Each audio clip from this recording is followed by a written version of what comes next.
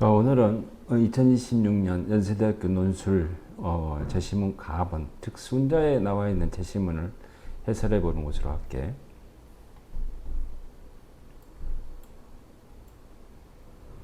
그 제시문을 읽어보면 이렇게 되어져 있어. 즉 순자도 맹자와 마찬가지로 인간의 본성을 선천적으로 규정한다. 그래, 우리 알아. 그래서 맹자, 성선설, 순자, 성악설 이렇게 이야기하지.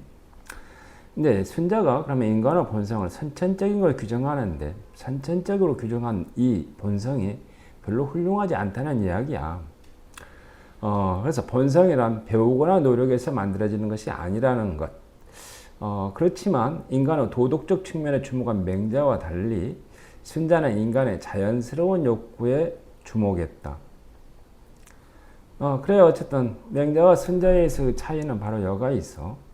맹자는 인간의 도덕적 측면에 주목했다라고 이야기해. 그래서 우리 알지? 뭐라고? 맹자는 성선설로 이야기하는데 그 성선설에 있어서의 주요한 측면이 바로 뭐라고 이야기했어? 사단이라고 하는 걸로 이야기한다 그랬지. 인간에 있어서의 본성에 있어서 우리 인간에 있어서 영혼이라고 할까? 자, 거기에 있어서의 네 가지 극단이라고 하는 것이 있는데 자, 극단 중에 하나가 쉽게 말해서 측은지심, 수호지심 이렇게 이야기해. 자, 우리 그러면 다른 시간에 이야기하는 걸로 하고 맹자는 그렇게 해서 성선설을 이야기했는데 순자는 인간의 자연스러운 욕구에 주목했다라고 이야기하는데 왜 인간의 자연스러운 욕구라는 것이 바로 뭐니? 여기 뒤에서 이야기하고 있네. 기본적 욕구를 바탕으로 한 이기심. 이거 인간에서 자연스러운 욕구야. 근데 이 욕구대로 간다면 다툼이 생길 수밖에 없다라고 이야기한다. 어서 많이 들어본 소리네. 우리 홉스에 있어서 사회계약론에 의하면은 우리 인간의 본성은 조금 사악해, 이기적인 존재요. 그렇기 때문에 자연 상태에서는 어떻다라고 이야기하지? 만인에 대한 만인의 투쟁으로 간다라고 이야기하지 않지. 자, 그래서 홉스는 그와 같은 것을 막아내기 위해서 사회 계약을 통해서 문제를 해결한다라고 이야기해. 그렇지만 순자는 그렇게 이야기를 안 하대. 뭐라고 이야기하면 봐보자. 근데 실제로는 사람들이 악한 행위만 하는 것은 아니에요. 오히려 그 반대로 행동하는 경우가 얼마든지 있는데 이처럼 자신의 본성을 거스리는 선한 행위는 어디에서 오는 것일까요? 이렇게 물어보고 있다. 자, 홉스는 사악한 인간의 본성은 계약을 통한 사회가 강제함으로써 어떻게 되어지니? 착한 순한 영으로 만드는 거야. 자, 그렇지만 여기에서 순자는 어떻게 되어지니? 인간 개인에 있어서도 계약이 아니라 인간 개인에 있어서 노력을 통해서도 이루어질 수 있다라고 이야기하는 것을 말하고 있다는 생각이 들어. 그런데 그 과정을 순자는 인간의 마음을 성정여이라고 하는 이 네 개의 부분으로 나누어서 이야기한다 그래. 자, 그래서 마음이 움직이는 순서요. 마음이 움직여서 쉽게 말해서 행동으로 가는 거예요. 우리 인간에 있어서의 액션, 행위라고 하는 것은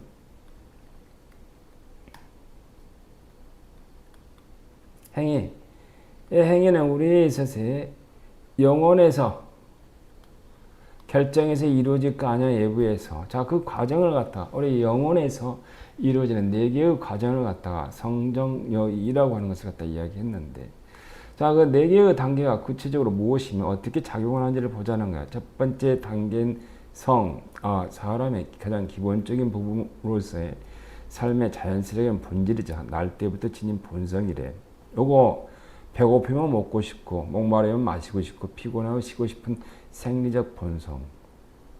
그래, 인간은 이와 같은 본성을 갖고 태어나요. 근데 이러한 본성을 가지고 있는 인간이 약간 좀 사악해 보이기도 하다.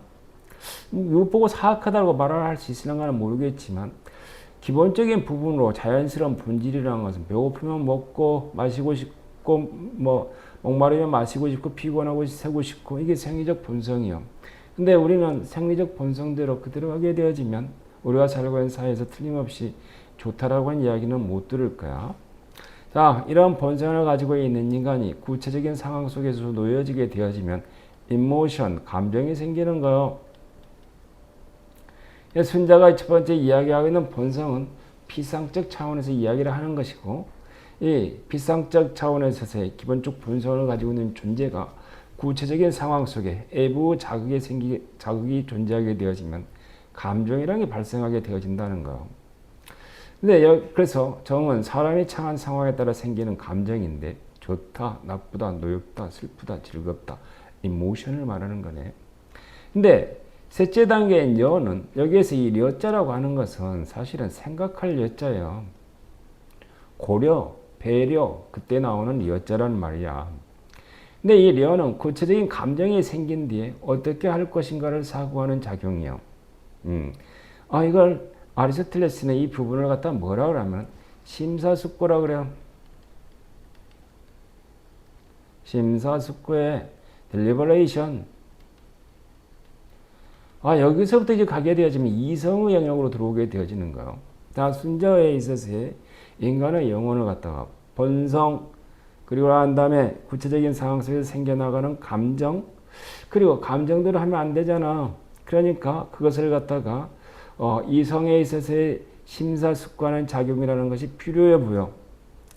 그래서 예를 들어 사흘 동안 굶은 사람은 먹고 마시고 싶다는 본성적 욕구를 느낄 것이고, 그때 떡을 보이면 입에 침이 고여서 떡을 먹을 수 있으면 얼마나 좋을 것이라는 감정이 일어날 거예요.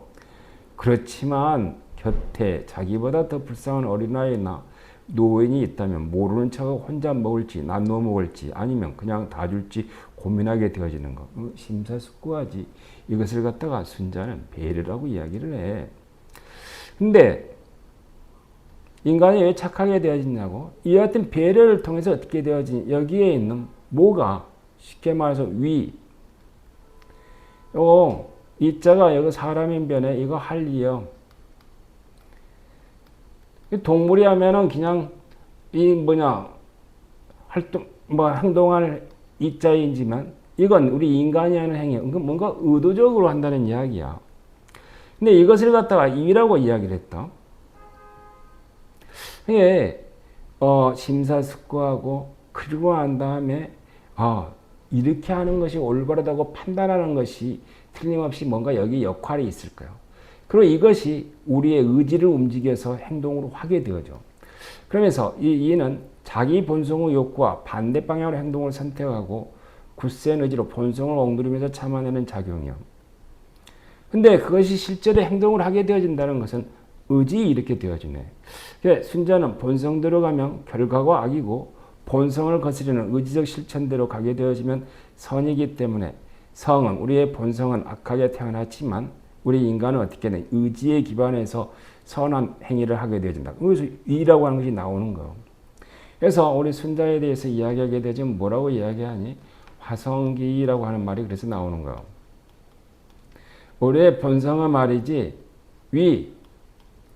인적인 행위, 즉 의지에 따른 실천을 통해서 우리의 본성은 변화되어질 수 있다라고 하는 것을 갖다 이야기를 하고 있어. 그래서 그런 점에서 순자의 철학은 의지에 기초한 실천 철학이요. 순자에게는 의적인 실천을 통해 본성이 가져올 악한 결과를 어떻게 변화시켜 나갈 것인가가 그 철학의 포인트가 맞추어져 있는 거예요. 그래서 우리는 그의 철학을 갖다가 화성기 이렇게 이야기하고 이 글에서는 의지에 기초한 실천 철학이라고 이야기하고 있네. 우리 비슷한 연애는 누구?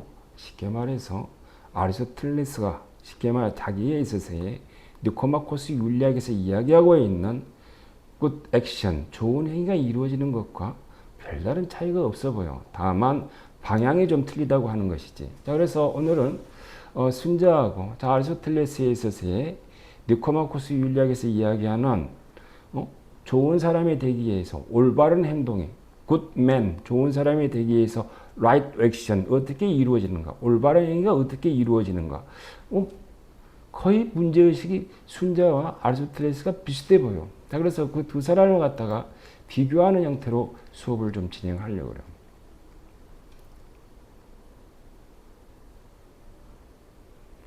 자, 이 부분 봐보자.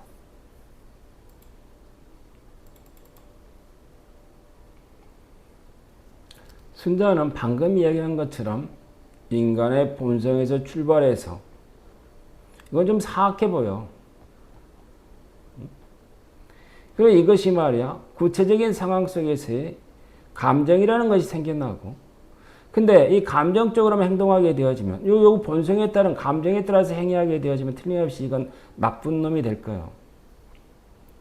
그렇지만 우리 인간은 바로 여기서 들어가는 거, 이성이라 그럴까? 꼼꼼하게 따져봐. 그 같은 행위가 과연 옳은 것인가 그런 것인가에 대해서. 자, 그리고 난 다음에 우리 인간은 자, 본성에 따른 행위라는 것을 지향하고 어떻게 되어지니? 좋은 사람이 되기에 따라서 자기의 의지에 따라서 본성을 억누르는 그와 같은 행위를 하게 되어진다고. 그래서 우리가 갖다가 화성기 이렇게 표현했다라고 했지. 자, 근데 아리스토텔레스도 역시 마찬가지다. 자, 이 사람은 이성적 부분을 로고스와 비이성적 부분을 알로곤 이렇게 표현했다 그러는데, 그건 너무 좀 어려워 보이고. 이렇게 이야기해 볼까? 자, 그 사람은 이렇게 이야기했다는 생각이 들어.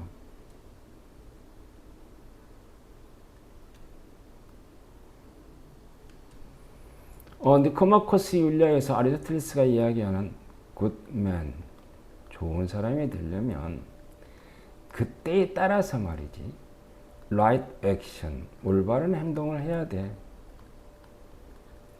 근데 그 사람은 이렇게 이야기했다는 생각이 들어. 우리 인간에 있어서의 삶의 목표라고 하는 것은 말이지, 좋은 인간이 되고 싶어. 목적이야. 그래서 우리 갖다가 에우다이모니아 이렇게 이야기한다.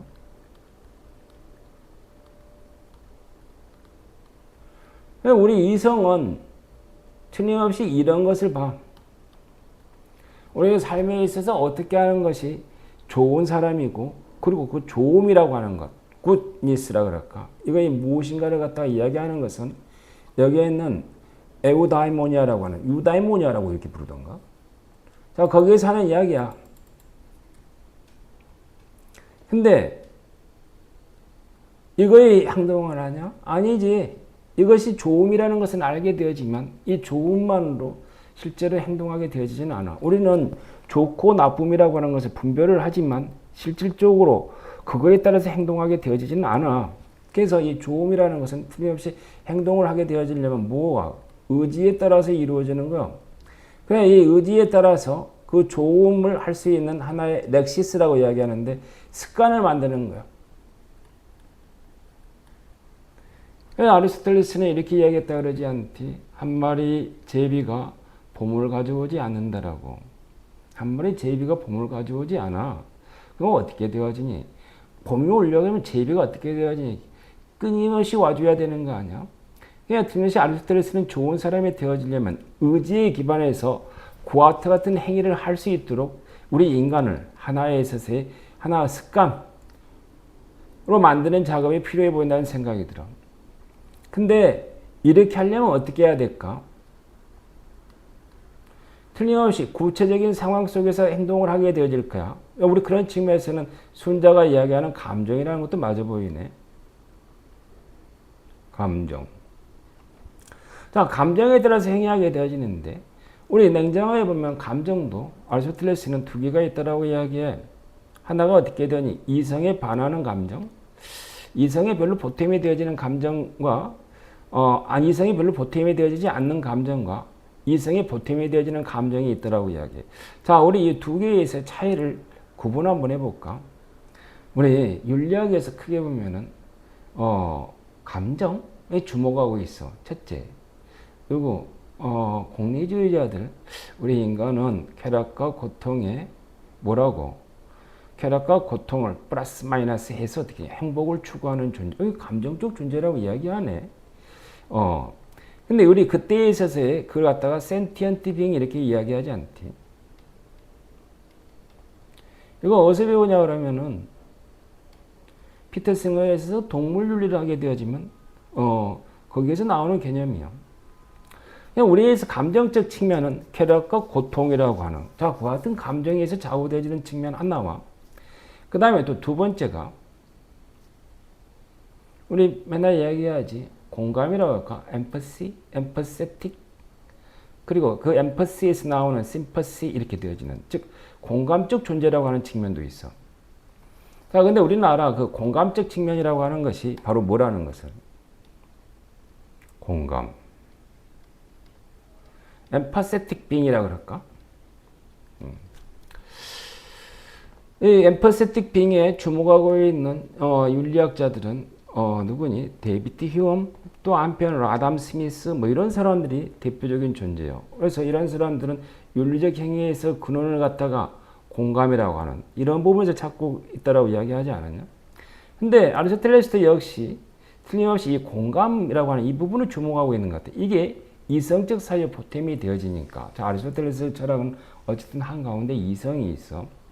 유다이모니아라고 하는 쉽게 말해서 조음을 찾아낼 수 있는 이성이 있고, 그 다음에 또 한편으로 봐보자. 우리 인간은 여기에서 있는 것처럼 공감을 하는 존재예요.